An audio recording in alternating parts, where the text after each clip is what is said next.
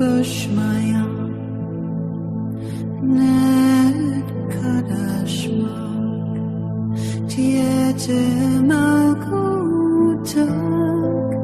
Dewe Zavianak Aikanat Bushmaya of Bona.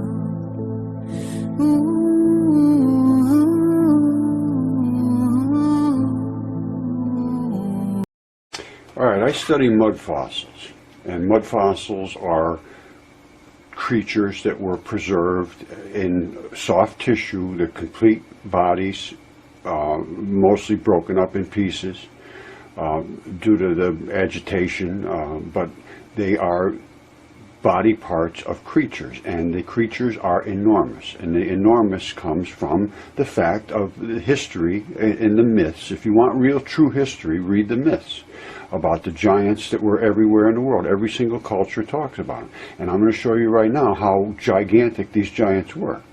These are not trees. They say this is a petrified tree area over in Bulgaria. These are not trees, that is hair, and I'm saying that, and I can show it and prove it. You see the structure of this, these striations? You see that circular, or the center of the stalk here is missing, and you see how it corrodes the stalk internally. Now notice that very carefully. Now I'm going to show you what hairs are. Now you saw what the hair, the forest looking things were. This is what a hair is in a microscope. You can see there's the striations identical to what the hair looked like that we saw before. Now, but there's giants everywhere. Now this is the hair that they found in the ground, and they, there's a bunch of these, and there's the stalk right here, and here's the articulations of it. This right here is the blood vessels that in turn comes in, and this is the one leading back out. And I'll show you the anatomical of hairs in a second. Okay, look on the left here. You see right here? There's the hair. There's the stalk of the hair, and there's the blood supplies at the bottom. You see the red one here? That's the arterial side, and this, where the blue comes out, that's the vein. And after it uses the blood to do its job, it comes back out and has to get repumped up. Now, what else is going to be around these hairs? Well, there's going to be, first of all, look at this.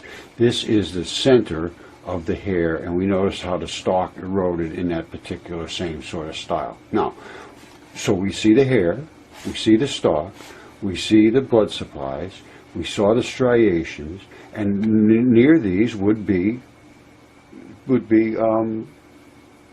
sweat glands. That's how your body is made, and I'm going to show you the anatomy of that. All right, this is the skin. There's your hair. We know all about this, and there's the squiggly little sweat gland. Now, these are the sweat glands that they find in the ground, and that's just the nature of the way skin is. You have these sweat glands, and then you have the hairs. So they've been found, and it's not a question of that they're not there. It's a question of what were these things until we discovered that that's what they are, sweat glands and hairs. As the people of Tamil Nadu continue to rebuild after last December's devastating tsunami, the ocean has begun to offer up more than just destruction and heartbreak. Just a short distance from the discovery of a centuries-old city at Mahabalipuram, archaeologists have made another stunning find. I heard legends since I was a child about the giant creatures that once lived here, but now it seems those stories are true. Half buried in the sand and stretching 150 feet beneath the ocean lies something that may change paleontologists' understanding of prehistoric biology. Archaeologists are excavating what appears to be the fossilized remains of a giant creature. As yet unidentified, the remains are being examined to help scientists solve this colossal mystery. For Shreyas News India, this is Rupa Sridharan reporting.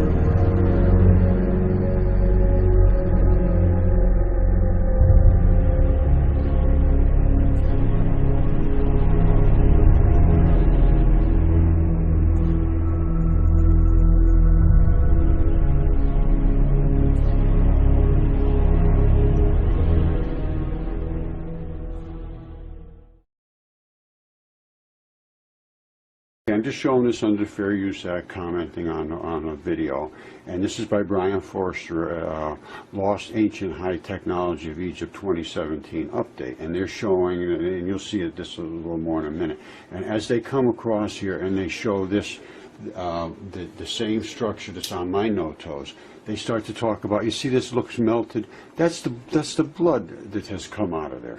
It flows out. All right, they're going to be going down through this Egyptian here.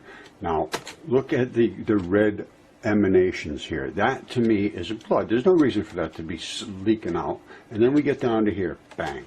There is, whoops, there is the no-toe foot that he sent me about. He said, look at 8 minutes, and there's 8 minutes. And sure enough, he was right. There's the gluey spot. And there's the basalty looking limestone stuff, and this is identical, same thing, identical, not even, there is no difference whatsoever. No, so I'm looking at that and I'm thinking, boy, that's interesting. So I'm going a little further, I'm watching, they're thinking, what is all this about? So I'm watching this and it goes down a little further.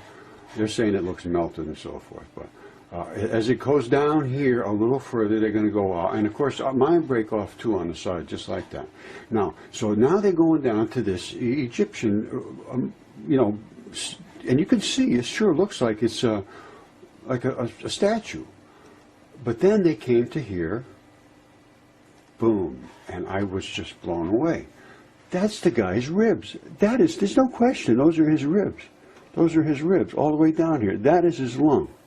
It's the right colors for the ribs, the marrow of the ribs. The red is from the lungs, and the part of the lung picks up stuff that is a different color because it's being transitioned into oxygenated. Then just below that you have the liver and so forth. And I mean, it's oh, I don't know what else to say. This is an Egyptian that was petrified.